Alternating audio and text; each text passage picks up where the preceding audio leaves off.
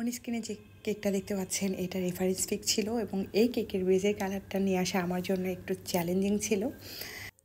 অবশেষে এই কালারটা কীভাবে নিয়ে আসছি সেটা তো আপনাদের সামনেই করব, দেখতেই পাবেন।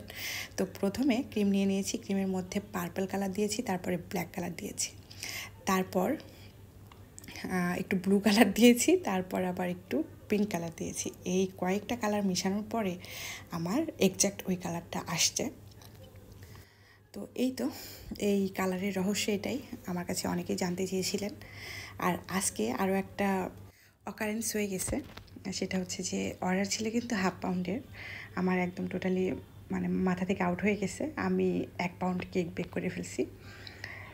তো যখন মানে কেকটাকে আমি ক্রাম কোট করব তখন আমার মনে পড়েছিল যে অর্ডারটা 1/2 পাউন্ডের ছিল, 1 পাউন্ডের না। আর এই অর্ডারটা আমার রিপিট কাস্টমারের, পিচ্ছি কাস্টমার, মানে আমার কাছে ও কেক নেয় সবসময়, একদম পিচ্ছি একটা কাস্টমার বললেই চলে আর কি। মানে ক্লাস 5-এ বা 6-এ এরকম পড়ে আর কি, মানে আমার এক্স্যাক্ট মনে নাই।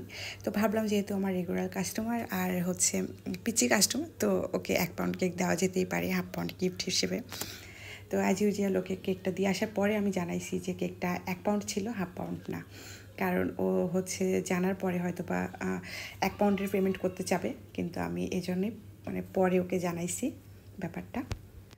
আর এখন যে নজেলটা দেখতে পাচ্ছেন এটা 14 নম্বর নজেল, আর এটা দিয়ে ছবিতে যেরকম ফুল করা ছিল ওইটাই করে দেবো। আর এই নজেল দিয়ে ওই ফুলগুলো এত সুন্দরভাবে করা যাচ্ছিল, মানে আমি তো জাস্ট অবাক হয়ে গেছি যে এত সুন্দর হচ্ছে, মাশাআল্লাহ। মানে নতুন একটা এক্সপিরিয়েন্স হলো আমার জন্য। আর একটা ব্যাপার হচ্ছে যে এই নজেলটা দিয়ে কিন্তু ছোট বড় 2 ধরনের ফুলই তৈরি করা যাচ্ছে, এটা আপনারা নোটিশ করেছেন কি না দেখেন।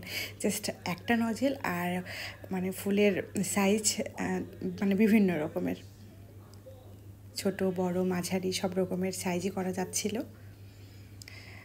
আর কেকের ইন্টারেস্টিং পার্ট হচ্ছে যে এই লেখাটা অনেক বেশি ভালো ছিল, লেখাটা মানে কেকের থিমের সাথে লেখাটা একদম পারফেক্টভাবে ম্যাচিং হয়ে গেছে।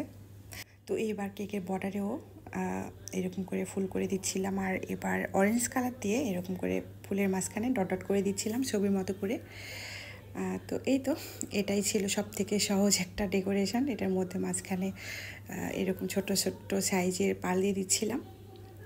তো এই তো এটাই ছিল ফাইনাল লুক কেকের। জানি না রেফারেন্স পিকের সাথে কতখানি মিলছে, আমি আপনাদেরকে দেখাবো। এই যে অ্যাড করে দিয়েছি, দেখেন তো কতখানি মিলছে, আপনারা জাজ করবেন। তো এটার ওজনটা আমি আপনাদেরকে দেখিয়ে দিচ্ছি, এই যে দেখেন একদম 1 পাউন্ড। আর আজকে ভিডিও এখানে শেষ করছি, দেখা হবে নতুন অন্য কোনো ভিডিওতে। সে পর্যন্ত অনেক বেশি ভালো থাকবেন এবং বেশি বেশি করে পানি খাবেন, কারণ যে পরিমাণে গরম পড়েছে, আল্লাহ।